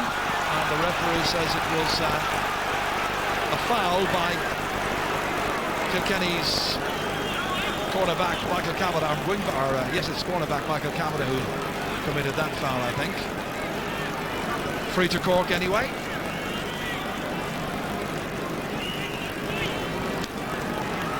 Cork are going to make another change very shortly. It'll be Neil Ronan who will come into the action. So Michael Kavanagh has to be careful. Ben O'Connor is going to be the free taker once again. Trying to reduce the deficit. And this one is going to the right of the target, and it's gone wide. They needed that. They're 7 behind. And Patrick Horgan is now going to be replaced by Neil Ronan. He had a big impact the last day, Neil Ronan. Unusual maybe to see him only getting 8 or 9 minutes. He was very effective in his clear when he came in, and has been a good sub in the past. Playing with a 2-man full forward, I know, again, Cork. At this stage of the game, Cork are probably thinking that they're going to need goals. Got them against Clare. But it's Kilkenny, and it's Derek Ling. That time a good piece of work by Cathal Naughton, but Ling, crafty as ever, holds on to it, linking up here with Henry Shefflin. Again trying to wriggle his way free. Good low ball inside here, intended for Eddie Brennan. Brennan couldn't get there first. It's Shane O'Neill instead, holding off all the would-be approaches by Kilkenny, but then Larkin gets a favourable bounce back again, runs into John Gardner. There too is O'Neill. Gardner on his hands and knees, and then coming into lend support was Aidan Fogarty. Referee again's going to throw the ball in. 8 minutes to go in this All-Ireland hurling semi-final. That's another factor, Ger, is that with the Kilkenny forwards, they won't allow soft clearances, which some other teams may. And as a result of all of that, it's Derek Ling who nips in to put it over the bar. Well, he'll be absolutely delighted with that. Hampered by injury in the early months of this year. And when this ball came back out to him, he was right on the spot. And 119 now to 14 points. The reason that ball was up there, Ger, was because the Kilkenny forwards wouldn't allow the ball to be cleared down the field, and they got to throw in up around their own 21, and then won the break, and Derek Ling was able to pot over an easy point by his standards. Some people have made their way towards the cars and the buses, but there's still another 7 minutes or thereabouts, plus maybe 2 minutes of injury time to be played here. Looking really good for Kilkenny, as it has been since that 10-minute scoring spell before half-time, when they blew Cork out of it with some very good scores, in particular the goal after 29 minutes by Owen Larkin. That's Chop Fitzpatrick, who is down, requiring the attention. An easy-going type of lad off the pitch, but a player of serious intent on it. And Brian Cody, his team manager, realises what a wonderful gem he has in Chop Fitzpatrick in midfield. But so many stars are all around the field today. You mentioned earlier, Anthony, how this team has been sharpened up in training with the A versus B games down in Nolan Park, when Cork were off playing championship matches of their own in Thurles. You'd love to be at one of those A versus B games sometime. Yeah, well, by all accounts, he doesn't lock the gates, and he doesn't blow the whistle too often either. So, but obviously, they seem to breeze through Leinster every year, so they need that sort of intensity in training. And anyone will tell you that over the years, if you have a good setup going, if your matches in training are good, that's when your team will be going well. Well, he may have missed the last one, but he's got this one. So 7 points for Ben O'Connor so far, and that's out of 15 for Cork. 119 then to 15 points. TJ Ryan ready to take the puck out. Down towards TJ Reid this time. Kept it in play. Inside towards Larkin, operating with a fair amount of distinction and credit over on that left wing of the attack. Stop there. Back it comes again towards Ronan Curran. Oh, it's a bad ball away, only as far as Chop Fitzpatrick. He's recovered, and if you wanted proof, there's a point by James Chop Fitzpatrick, his first of the match.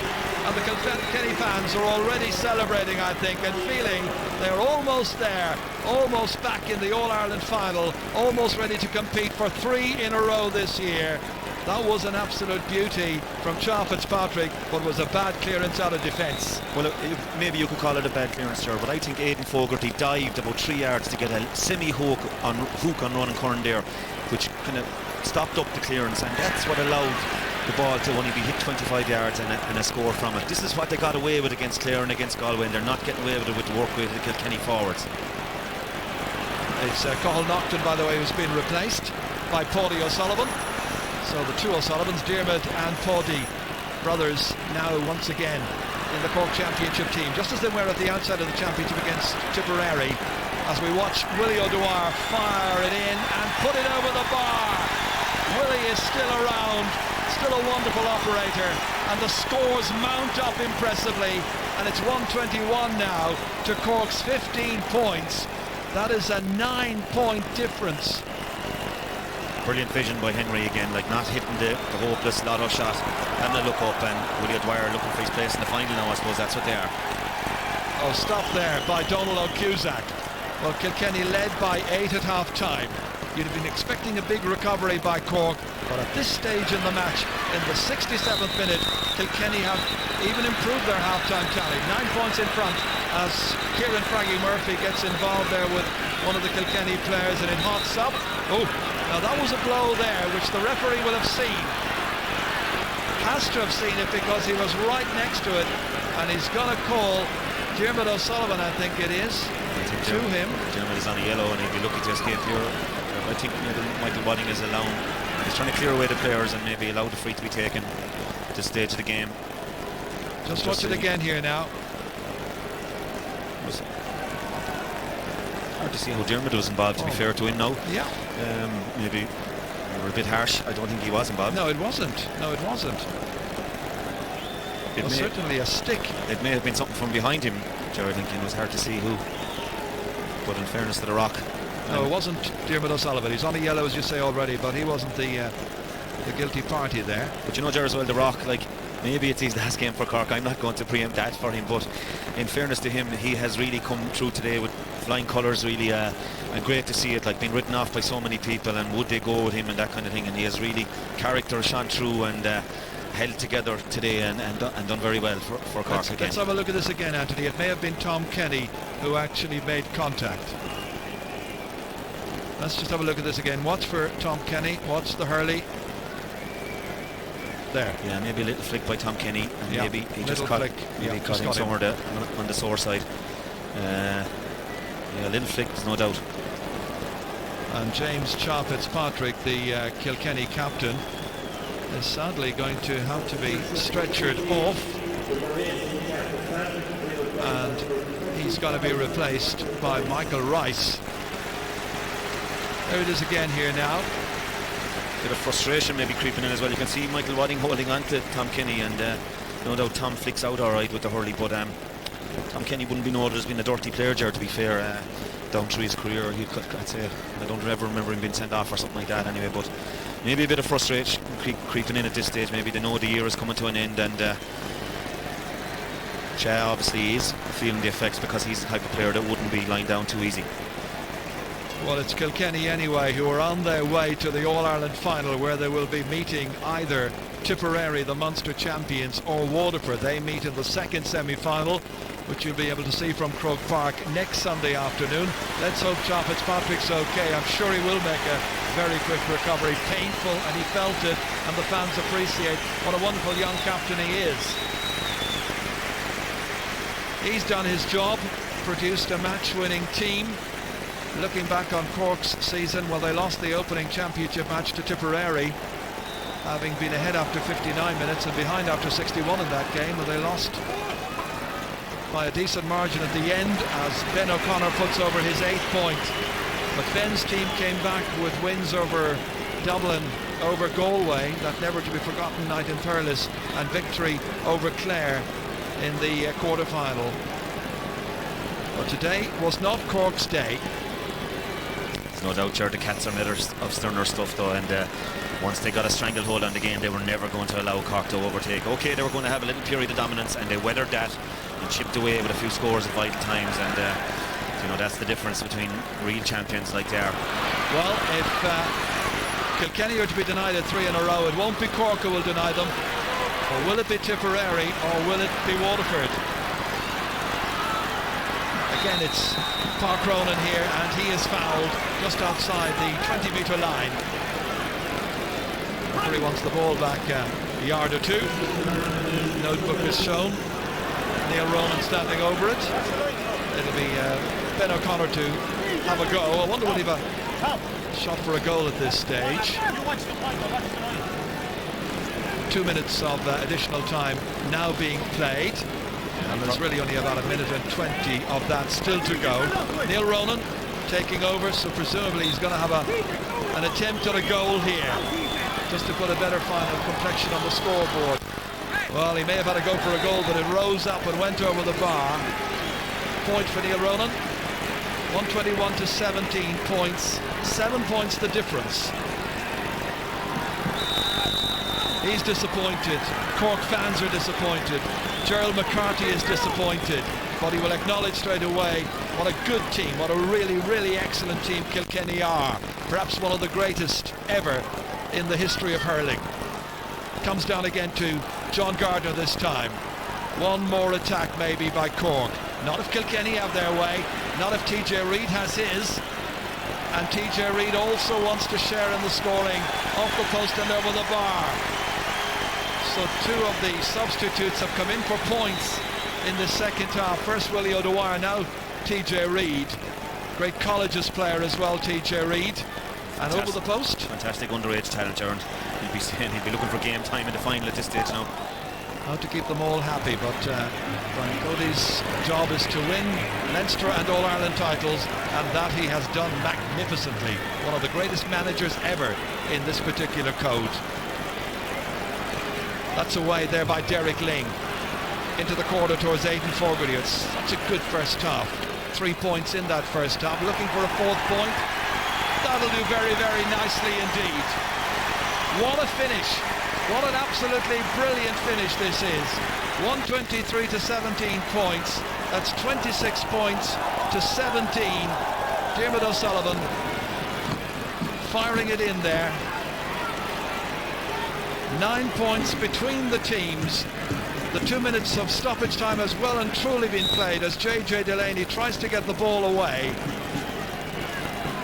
but there's been no denying Kilkenny's excellence this afternoon. Cork gave them everything that they could in the opening 20 to 25 minutes.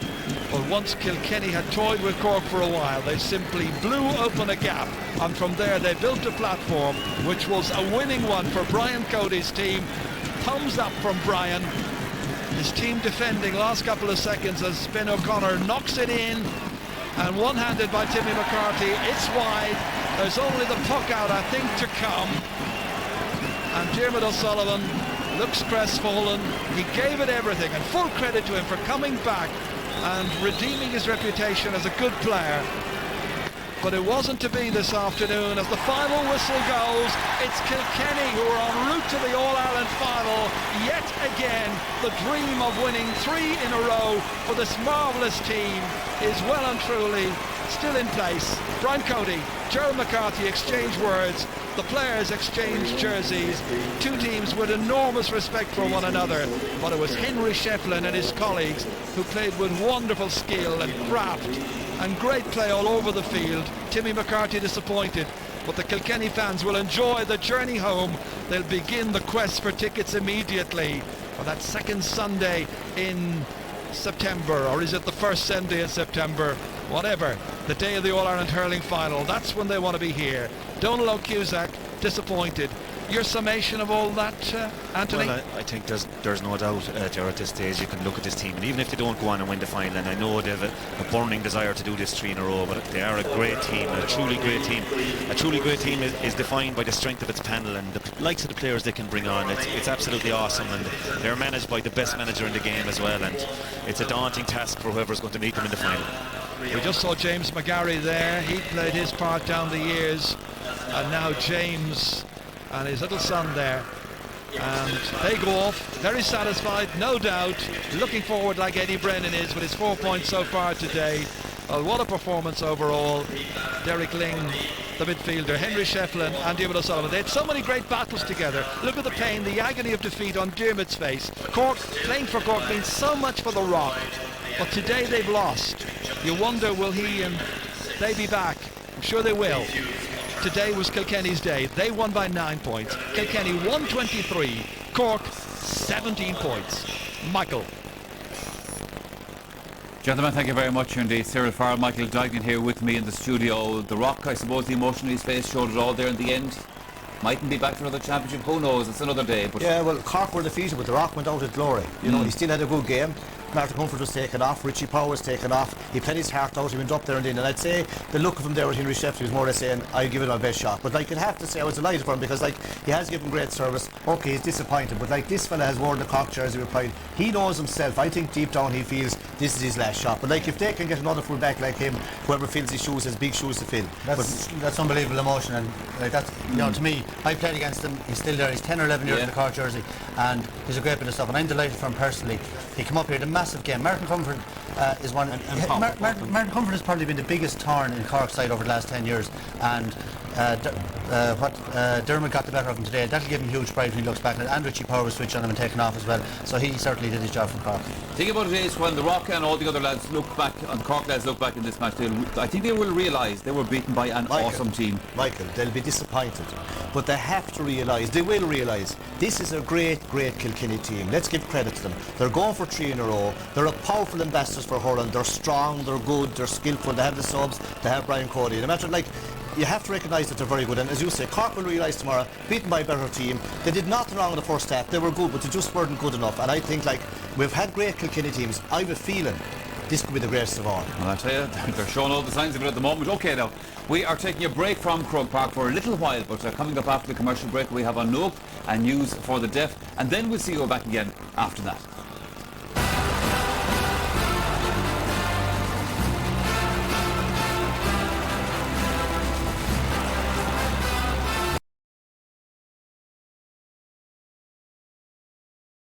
They've been the architects of some thrilling days in Croke Park. They're the greatest of rivals. And today, Cork and Kilkenny went toe-to-toe for a place in the All-Ireland hurling final. And despite the Jekyll and Hyde weather over the weekend, the football quarter-finals provided drama, romance and plenty of skill. Hello and welcome to the Sunday game. After an exciting weekend in Croke Park, we now know 3 of the 4 football semi-finalists and one half of this year's All-Ireland hurling final. Pete Finnerty, Tomás Mulcahy and Declan Root are here with me to look back at today's game. Joanne will join us later with further analysis. But before all that, the game everyone was looking forward to. Cork and Kilkenny in their first ever All-Ireland semi-final tie. Ger Canning is your commentator. Well, after an... Let's just have a look at this again. Watch for Tom Kenny. Watch the hurley. There. Yeah, maybe a little flick by Tom Kenny. Yeah, maybe he just little caught, flick. maybe Yeah, caught just him got him. somewhere on the sore side. Let's hope John Fitzpatrick's okay. I'm sure he will make a very quick recovery. Painful, and he felt it, and the fans appreciate what a wonderful young captain he is. One more attack maybe by Cork. Not if Kilkenny have their way, not if TJ Reid has his. And TJ Reid also wants to share in the scoring off the post and over the bar. So 2 of the substitutes have come in for points in the second half. First Willie O'Dwyer, now TJ Reid. Great colleges player as well, TJ Reid. And over the post. Fantastic underage talent, Aaron. He'd be looking for game time in the final at this stage now. That's away there by Derek Ling. Into the corner towards Aidan Fogarty. It's such a good first half. 3 points in that first half. Looking for a 4th point. That'll do very, very nicely indeed. What a finish. What an absolutely brilliant finish this is. As the final whistle goes, it's Kilkenny who are en route to the All-Ireland final. Yet again, the dream of winning 3 in a row for this marvellous team is well and truly still in place. Today was Kilkenny's day. They won by 9 points. Kilkenny 123, Cork 17 points. Tomás, for no particular reason, I'll start with you. Commiserations anyway. Any excuses? I know you were going to start with me, Pat. No excuses whatsoever. Better team won today. You look at it on the basis, I suppose, from the first throw in, when Michael Wadden threw in the ball as the scene was set, and when Brian Gavin on the sideline was taken down by the players as well. It was a hard physical game, but it was a very open game, and it probably suited Kilkenny today, the physical nature of the game. But I mean, they got some excellent scores, and there were crucial periods in the game. Cork started kind of well, stayed with them for 25-minute period, and then that 10-minute period before half-time, it kind of sealed the victory for Kilkenny. And give Cork credit, they did come back, bring it down to 5 points in the second half, but overall you'd have to say Kilkenny were the better team on the day. Declan, both Michael and Cyril today said that this is probably could be one of the greatest Kilkenny hurling teams of all time. As a Wexford man, would you like to join in with that, give them that accolade? Well, it pains me to say it, but I have to agree. Their success rate is phenomenal, and I think by the time they're finished, they will go down as one of the game's greats, the teams for that era. It was a game of really, really high intensity from start to finish, as Tomás has said, and some great scores. And like Kilkenny are they're a machine. They just kept going from the start to the finish. And Cork, as much as they tried, they just couldn't keep with them. And the vital periods, just 1-6 without reply before half time. Really, Cork couldn't catch up with them. Pete, Kilkenny are a machine. Yeah, they're an incredible machine. Cork threw everything they had at them today. There was so much history between the teams over the last 10 years. They've played so often, they've given us such entertainment. It was nearly like an All-Ireland final today, in fact. I thought there was such a buzz about it. 70,000 people at the game. I thought Michael Wadding contributed to the game in the sense that he let the game flow. And it did suit Kilkenny, because they have a strong physical team. They hit hard, they take no prisoners. But with 20 minutes gone, Kilkenny had only 4 points scored, and Cork were leading by a point. From then until half-time, Kilkenny just opened up, and they went in at half-time maybe 8 points up. Cork tried extremely hard to come back, but they were getting it very difficult up front to get any kind of easy run or easy scores. The goal didn't come, and that 8 or 9 points they had to pull back, it was just too much for them, because Kilkenny are always going to contribute another 8 or 9 points in the second half. Tomás, Kilkenny have this amazing capacity to up a gear, and in 25th to the 35th minute they scored 1-6 without reply. Yeah, and everybody had spoken all week about Cork and getting the start and don't let alone Tipper or Kilkenny get ahead of them too early, you know. And they were doing well for 25 minutes of the game, and then you see Owen Larkin picking up a breaking ball and burying it into the back of the net, and you kind of see maybe there was a chance for Cork here with Ben O'Connor. He's probably Cork's best player this year, and maybe to get a goal back, and that would have put a 1-9 to 1-6, and I mean they might have been still in the game. But the period coming up, as we see, Pat, this is Eddie Brennan, right? I mean, Eddie Brennan didn't touch the ball for the first 27 minutes, but between then and the 35th minute or 36th minute, he had 3 points on the board, and Aidan Fogarty again inside, he was very, very good on the ball, and they had so much movement up front. I mean, I suppose everybody spoke about Dermot O'Sullivan, that he was going to be exposed and stuff like that, but there was an awful lot of movement in that full forward line, half forward line. But he was the man that kept them together in that first half period when it was all going against them. And give credit to Dermot, he was the man on everybody's lips this week that he wasn't going to perform, that he was going to let the side out, and he had a great game today. Declan, you were very impressed by the work rate and the intensity from the Kilkenny forwards.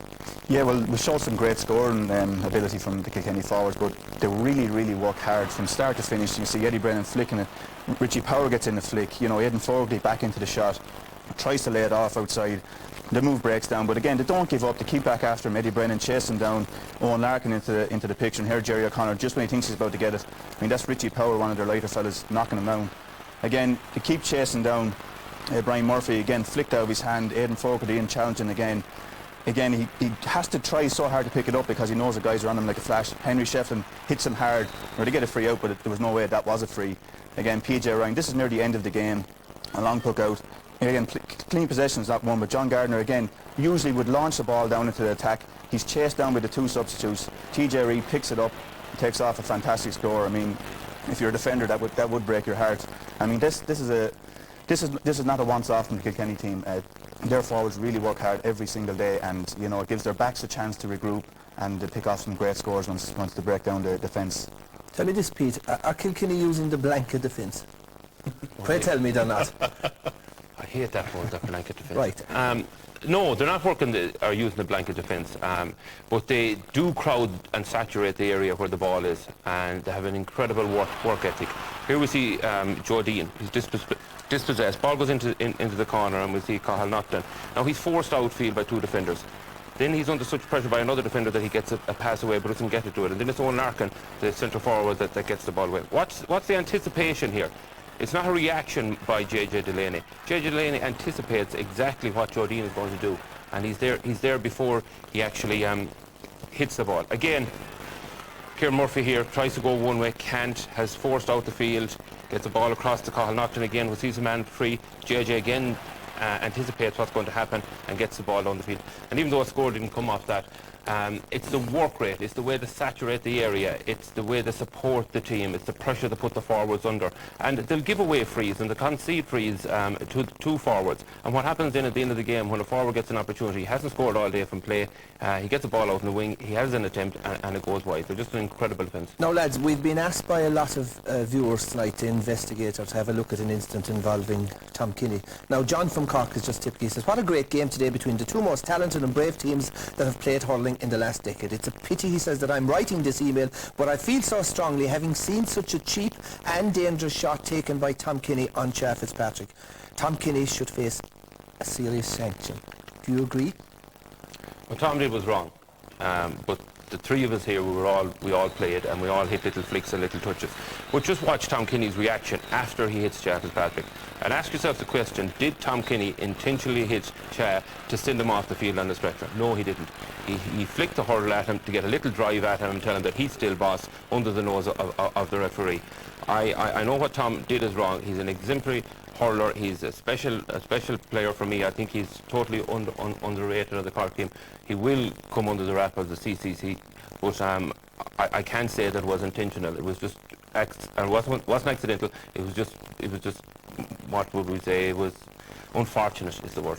Your call, Tomas? Well, Pat, I'm not going to hide from the issue like maybe people in the past have. I mean, it was wrong. I mean, he knows it. And I mean, I'm sure Tom Kenny is going to be the first man to put his hand up tonight and say what he did was wrong. And I mean, if you saw the clip afterwards, he was the first man down to Char Fitzpatrick. They soldier together in UCC. They played Fitzgibbon Cup hurling themselves, you know. And I'm sure if as Pete said, the CCC or the ERA, if that committee is going to look at it, Tom will be the first man to put his hand up and accept this punishment if this punishment is going to be given out, certainly. Declan? Yeah, like the lads have said it all there. He's an honest player, but again, if you do flick out intentionally and you do connect, you flick out recklessly and you do connect, well then you expect him to get kind of have to face whatever music is coming. But I'm sure he's the first man to reflect. And Tomas, briefly, is this the end of a lot of great Cork players? I don't think so, Pat. I mean, certainly looking at Dermot O'Sullivan today, you would kind of, coming off the field, you would say maybe he was thinking maybe it was his last day in Croke Park, and certainly, I mean, he's still only 31 years of age. There's a lot of miles up in the clock, there's no doubt about that, but I mean, I think a lot of the other players themselves, even during the week, has said if there is a defeat today, it isn't the end of the road, they can regroup again. They've brought on a few new players into the scene, the Shane O'Neills, the Patrick Horgan, so there's still a lot of talent there, but I mean, they have been a long time on the road, certainly. It's a big disappointment. There probably will be a few changes needed, certainly. They will need to freshen things up again, but there is an awful lot of miles still left in the clock for a lot of players. I mean, you're talking about the John Garners or the Warren Kearns. These are still only young men, you know. Can they regroup, Peter? Has their game plan proved to be flawed and found out? Like every team, that you're going to come to a period where you have so many miles on the clock that it's very difficult to stay going. I think they need to find a few quality forwards. In front of goal especially, they never really replaced Brian Corcoran, and they're not able to retain the ball in front of goal. But like, you look at Sean O'Halpin and look at Neil Ronan and look at Ronan Curran and all those, like they're all, as Tomas says, young players, and there's still a lot of hurling in them. You can't write them off. OK, before the game, Cork and Kilkenny were tied on 30 All-Ireland titles each. Now, Kilkenny have the chance to surpass their biggest rivals. After the game, Jonathan Mullen got the thoughts of those involved in today's action. We didn't know what was expected of ourselves and what way we were going to perform, because it's been a couple of weeks, but I said we were very nervous to go out there, but I think there was a spell there in the first half where we got the scores and we played at a very high tempo, and that probably was the difference between both teams at the end of the day. There'll be a lot of people writing the obituary of this Cork hurling team this evening. Do you sign up to that? No, not really. I mean, most of those guys are 30, 31 years of age.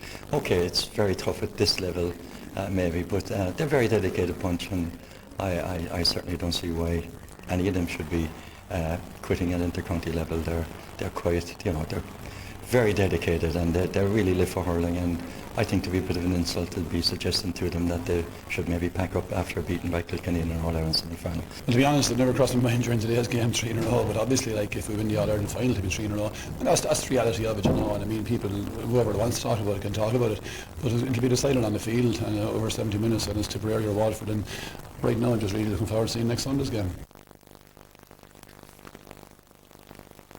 The 3 in the row didn't enter his head. I'm not so sure I necessarily believe him. But anyway, it's already been a whole lot of marbling over Kilkenny going on here tonight. And Tomas Mulcahy, despite himself, has decided to join me here and do a little bit more. Tomas, it was the fact that Kilkenny had done their homework so well and were ready for their opponent's tactics that you were admiring today. Yeah, I mean, certainly, I think looking at Cork in their last 2 or 3 matches, certainly, I mean, you're looking from a puck-out situation, particularly down on a half-hour line. There were certain areas that the goalkeeper wasn't going to puck the ball, and we saw against Galway, we saw against Clare that a lot of the ball was going one direction, and today it was something similar. Here we see, and like the good thing about Kilkenny is you're outcircling the 2 midfielders, the tracking back of the 2 midfielders. Their backs are actually to the ball, but as the ball breaks, these are the first guys that are onto the breaking ball.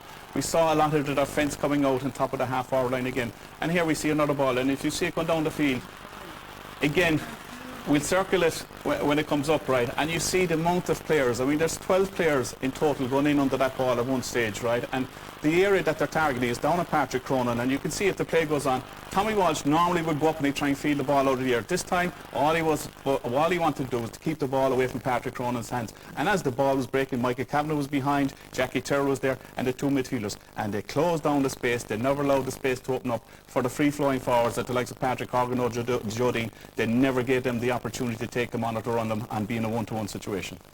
We know all the time, we hear all the time about how Brian Cody is so great at getting his players motivated. He's got this almost ruthless streak, and the intensity of training. But do you think sometimes that maybe people don't give him and his selectors credit for their tactical awareness and for the amount of work they do off the training pitch and off the match pitch?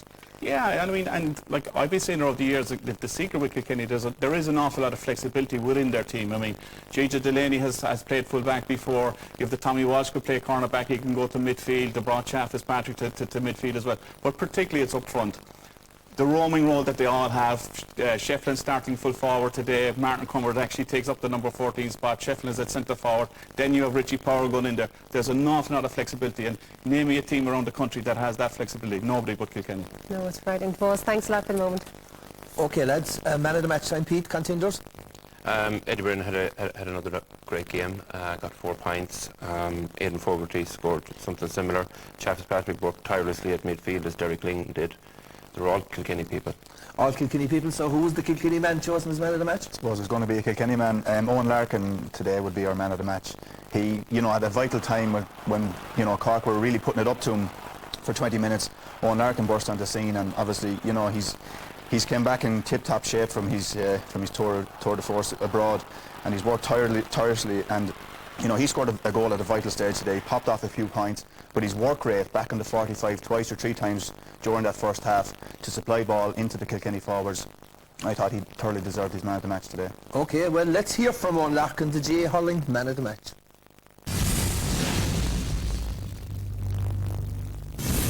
Well done to Owen Larkin. Owen, you're the GA Hurling Championship Player of the Match and receiving your award from Beatrice Cosgrove, Country Manager Ahad Airways. Well done, Owen. Well, a leading role and 9-point win over Cork in All-Ireland semi-final must be a perfect day for you, is it? I suppose it is, we made a lot of mistakes as we knew we would, but we were really up for this game, we really want to get to another All-Ireland. That was our aim at the start of the day, and thankfully it paid off. Congratulations to Owen. Well, Carlow Hurlers upset the odds last week by beating Westmeath in a highly entertaining Christy Ring Cup final. Could they keep their form and not